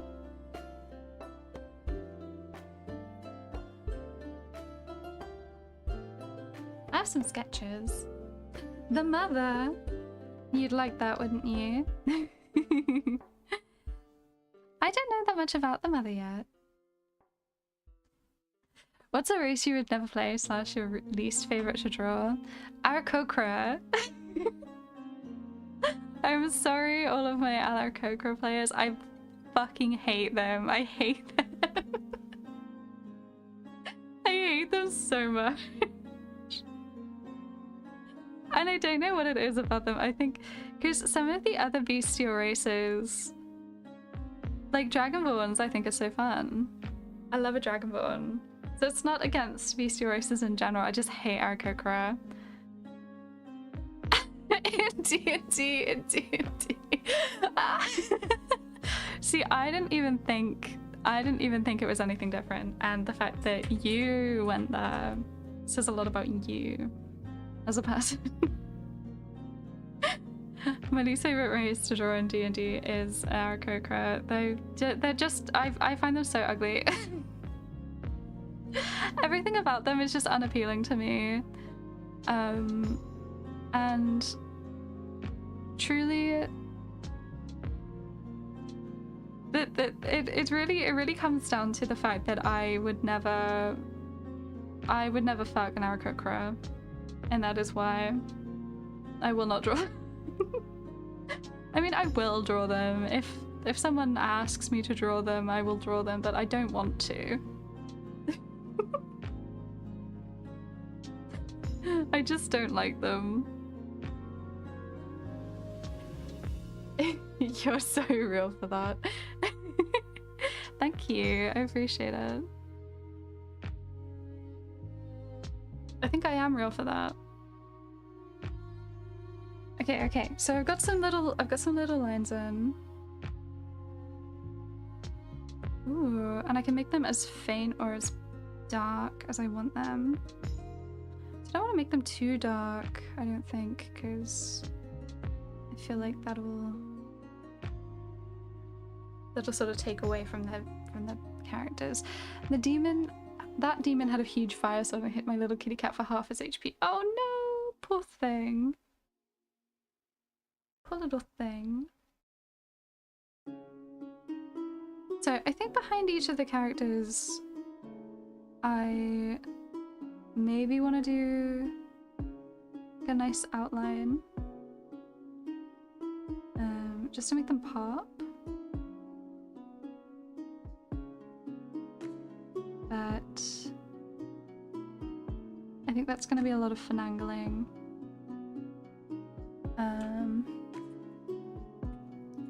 So I won't get into that. But what I will do is I will put some stars outside.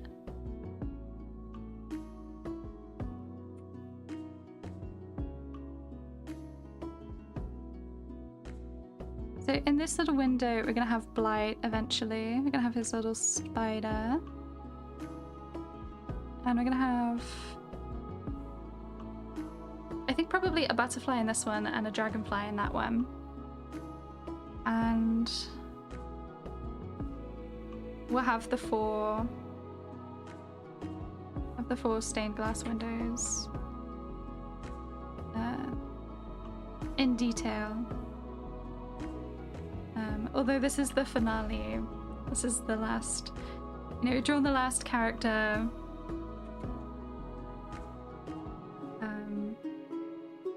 There will be something new for you guys to look at next time.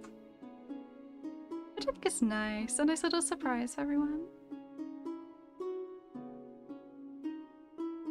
Oh, I think the stars really add so much. And I might put some clouds outside as well.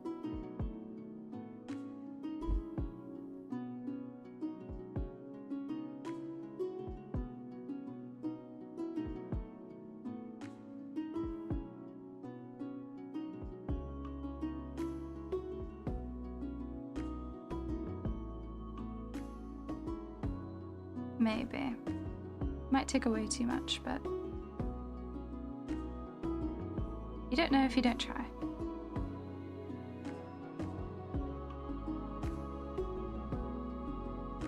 Just think it adds a little bit of sky.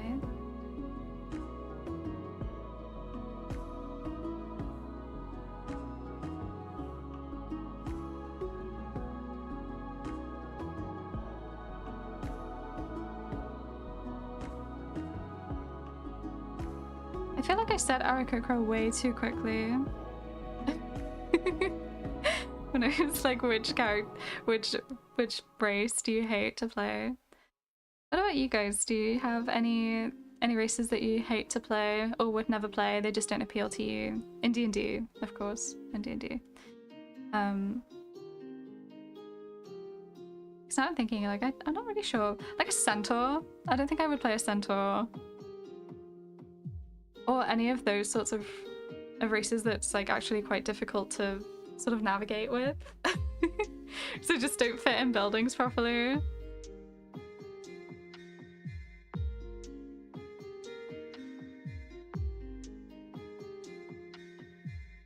Small size races, no real... Maybe it's because I'm tall IRL. I don't like the idea of like short races. Halflings are already short IRL. Oh my gosh, everyone. See, I went for the bird people, but everyone else is like, I don't like short people. Wow. Wow. At least it's unanimous, I suppose. See, I can't say I would never play a halfling because I already have. I quite like the small races, I think. Although I don't think I would play a gnome. I think I would play a goblin. And I almost did play a goblin. The trouble is, I feel like the short races, they don't tend to get a lot of love in like a romance sense, and so, you know, I want my characters to be romanceable. That's the main thing for me. And I just feel like people don't really go for the short races. Githyanki's. Oh, wow, Short Kings are where it's at. I don't see the appeal in Genasi, gotta be honest, gang. Like, just beauty. Lol, guys, wait, Genasi characters. No, I'm a big fan of Genasi characters. I have to disagree with you there. I think Genasis are really fun. I think Genasis are really, really fun because they just, like, you can get so creative with their designs. I'm a Genasi stan. It can be any kind of Genasi and it's like funky. My characters don't believe in romance. Count your days. I mean, it's just a matter of time. It's just a matter of time. Someone's gonna get their claws on you at some point. Count your days. It's gonna happen. Just beware. Threatening. Love Genasi. Yeah, I'm a huge Genasi fan. Because I just feel like you can just get so quirky with it.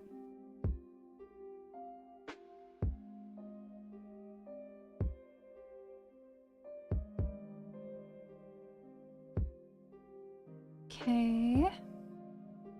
Got a nice little soft light. So yeah, I'm just gonna have some. Oh, turn off the symmetry there.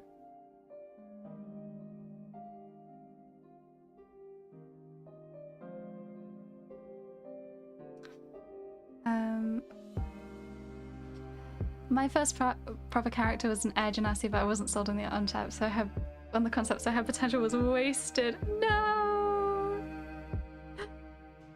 I was solely interested in elves and humans on Forge. Oh my god, Jack, you're so boring. Solely interested in elves and humans? What about orcs?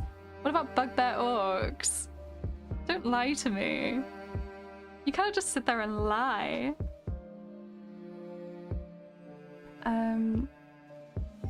There's one artist I know who makes a ton of hybrid Genasi characters and the designs always turn out so cool. What do they have a social media? We stalk them. Co-DMing a world, got given permission to make a country for Genasi. I went crazy. Oh yes, that's so cool. That's so cool. I put all my freaks in like one layer. So I can put a little... Oh my gosh, we're already over time. Ah! But I just want to put a little bit of soft light over them so they sort of blend in a bit better.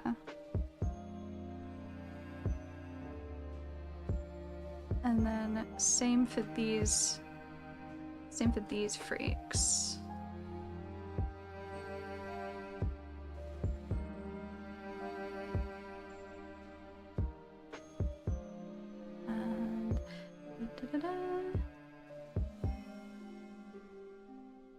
And then we'll just do like a little backlighting situation. When did this become so girly pop? Everything just turned pink all of a sudden. And that's on a sunset. I'm steering Becca away from romance, but I know it won't work for long. He's just such a romanceable kitty cat. You can't deny him. A half elf is my ideal cup of tea. Of course, of course. Wow, wow. You do love a human, I have to say. So boring to play a human in a fantasy world. Like just be anything. Just say anything else. Just be anything else. Eleonora, same. Drift is my first proper D&D character. Oh, so cute. So cute. Whoa, romantic is very different. You're playing a half-orc. What are you talking about? You love the bugbear half-orcs. So I don't know what you mean by that. Can't even give her justice by bringing her back because in that lore the world has literally ended. Oh no! You could AU her. You could bring her back for a modern day.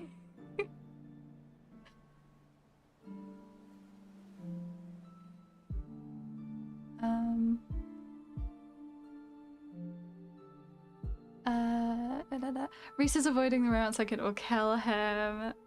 See, Senna Marion is completely the opposite. She is flirting with everyone that she can get her hands on. Will you give me a lick of attention? Yes, please, can we kiss? Can we kiss? But I have a feeling that she might end up alone, to be honest. Because her options are dwindling very quickly. Her options are dwindling very quickly, unfortunately. You hate to see it. You just hate to see it.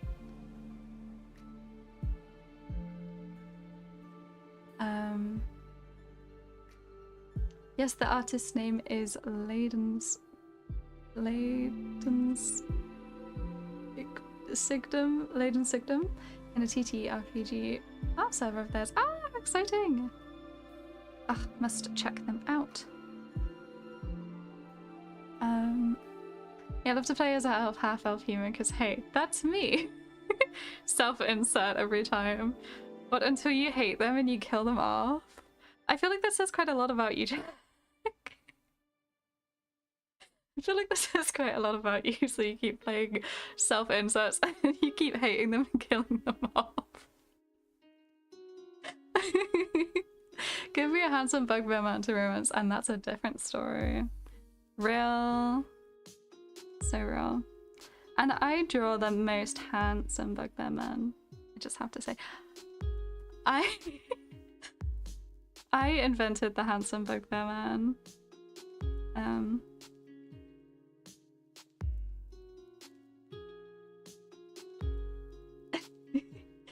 Anime era had too much going on to worry about romance. No, real. That poor girl went through so much. She went through hell. She didn't have time. I did not ask to be exposed like this. Don't you stay Jack, bugbears and hobgoblins for me. We are simple people. Ah, bonding. So cute.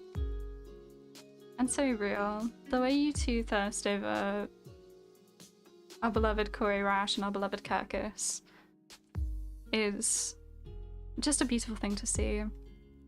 You know, it feels like war is over. When two people can agree that a bugbear is both of us scream. We gotta I feel like that goes against terms of service. At that point.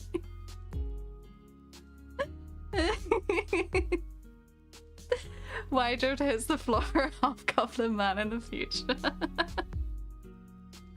They hit the deck. Oh my god, that's so funny. Do it now, please. Okay, fine. Okay. You know, I was trying to wrap up this. I was trying to wrap up this, you know, for the finale. In the last like 5 minutes. I mean, we're already over time.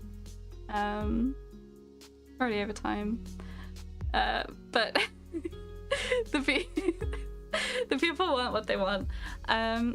So yes, this is where we're going to leave it. This is where we're going to leave it for the finale stream. I know it's not quite finished. I can start howling. I know it's not quite finished, but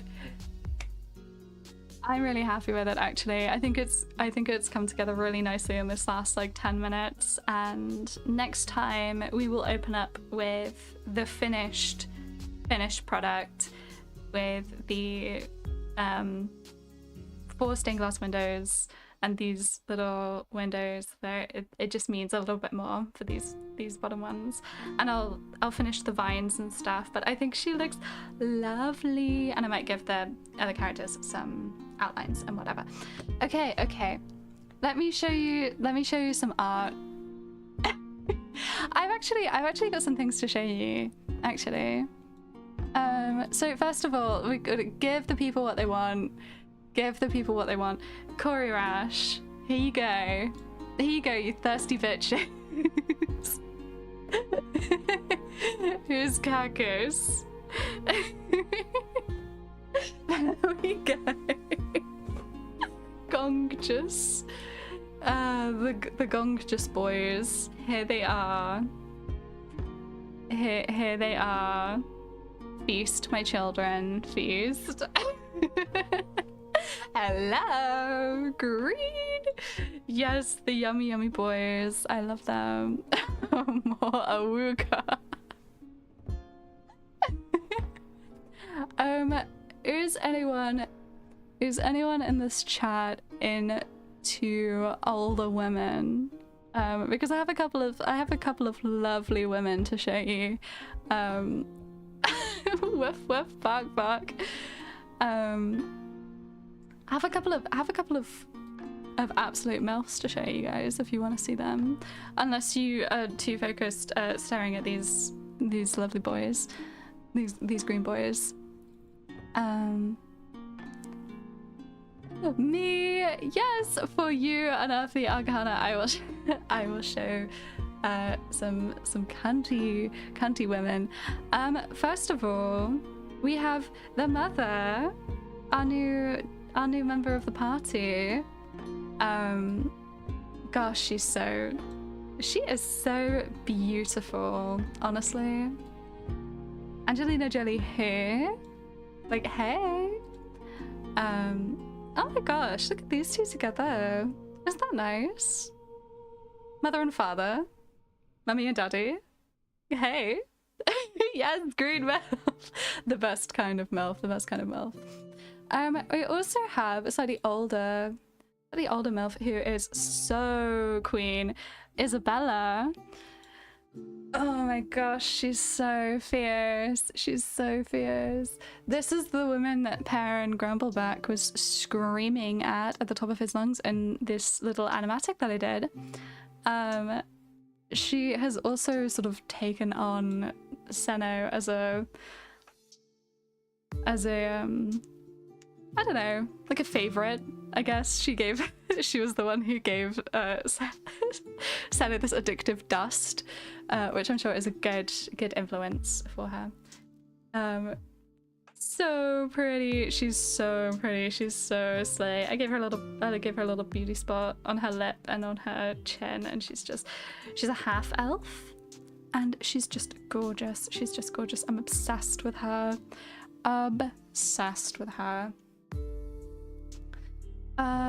What else have I got? I've also got Will and Senna having a cute little hug. I just think it's really cute. Look at that. They're friends again. Adorable. She gave him this little friendship bracelet. It's lovely. Senna's been very sad recently. And this is just a sketch, but I just thought it was nice. I've not done much sketching this week. Mother and Isabella look like polar opposites that would be besties. Oh my god, absolutely. I feel like they would... I mean, they are kind of besties, aren't they? They would go out to, like, get a coffee. They would go out to get a coffee together, and they would just shit on all the people around them. They would just people watch, and they'd just talk shit about everyone, I think. Isabella would bring out the mean in Mother, I think. So yes, we've got the MILFs, we've got the Mother, we've got Isabella, and we've got Carcass and Koryrash. Bring up the boys. Who do we want to say our goodbyes to? Who do we want on the screen when I when I say my farewells? Do we want the thing that we've been working on for 12 weeks, or do we or do we want one of these? Or do we want Carcass to crawl, or Koryrash, or Isabella? Or do we want someone else? Do we want someone else who's really pretty? Eleanor. Love Eleanor. We don't... Not enough Eleanor.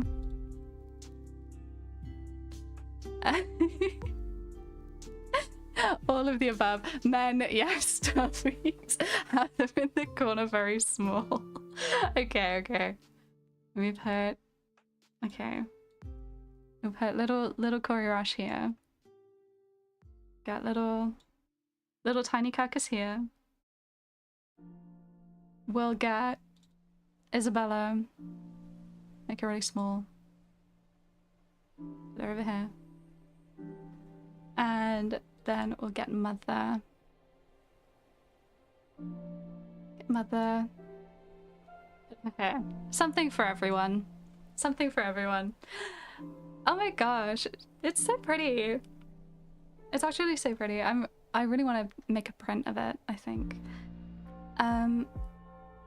Yes, here we are. This is where we shall say goodbye for this week. Thank you so much for bearing with me while I was away, and for coming back to hang out with me. It's always such a wonderful time hanging out with you, and I cannot believe we've come to the end of this series. I don't know what we'll do next week. I have to come up with something. Maybe a new stream starting soon screen, maybe a new splash. Maybe I'll just work on some chibis or something. Maybe chibis. Chibis would be a nice break, maybe. From this, because this has like been quite intense. Maybe we'll do some chibis next week. Or maybe something weird will happen. Maybe there'll be something really interesting that happens next in this next week's session, and we'll draw something from our session. Who knows? We'll find out. We'll find out next week. But we'll start off with where I end up finishing this. If I don't manage to finish it in the next week, I guess you guys will just have to wait with bated breath until it is finished. I will show you, and it will look lovely. And I'd love to make it into a poster. That'd be so nice. I think I'm gonna print it and put it above my computer or something. I think that'd be nice. But yes, thank you so much for joining me as always. It is so much fun hanging out with you guys every single week, and for joining me on this journey, and for listening to all the lore about all of my characters. At some point I will make speed paints for all of these, so we have a little concise piece of lore about each of my characters, in case you were interested. Or of course you can go back and watch all of the VODs for the streams to hear me ramble about the characters instead. Thank you so much for being here. Thank you Dark Shadow and Jack and Eleonora and Unearthly Arcana and Skedda and Kennedy and Waffles and Daro and anyone else who has popped in or been lurking. I just have such a wonderful time here. Yeah, take care of yourselves, play some D&D, and I will see you all next week. Bye!